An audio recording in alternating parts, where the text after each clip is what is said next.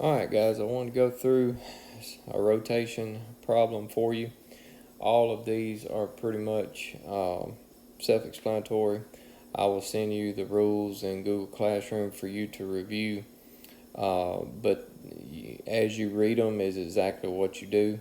I have the one here for the rotation 90 degrees clockwise around the origin. Now all of these will be around the origin.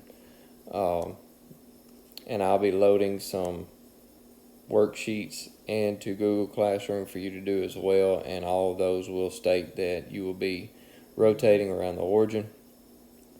Now for the problem, you want to write down your coordinates. So for this one here, I've got y is at 1, 2, 3, 4, 1, 2, 3, so at positive 4, 3.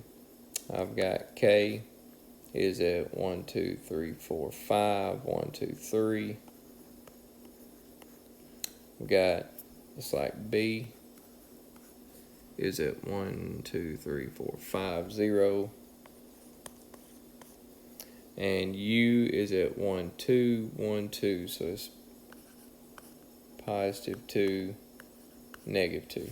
Alright, so the rule states multiply the x coordinate by negative 1. Then swap your x and y.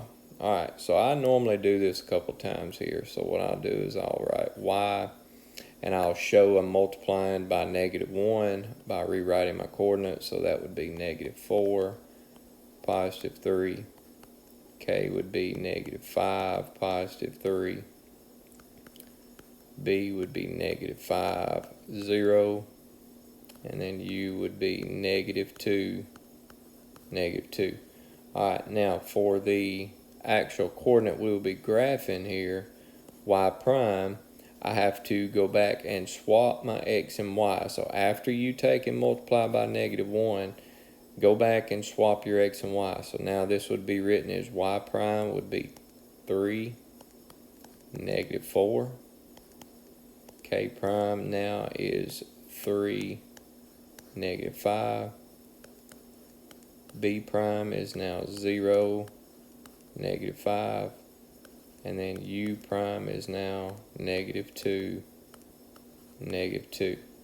Alright, now we want to go and graph those points. So I'll start with Y prime, positive 3, negative 4, 1, 2, 3, 1, 2, 3, 4. So there's my Y prime. Then I got positive 3, negative 5. So 1, 2, 3. 1, 2, 3, 4, 5. Then I got B prime is at 0, negative 5. 1, 2, 3, 4, 5. And then U prime is at negative 2, negative 2. Alright, and of course we want to graph this.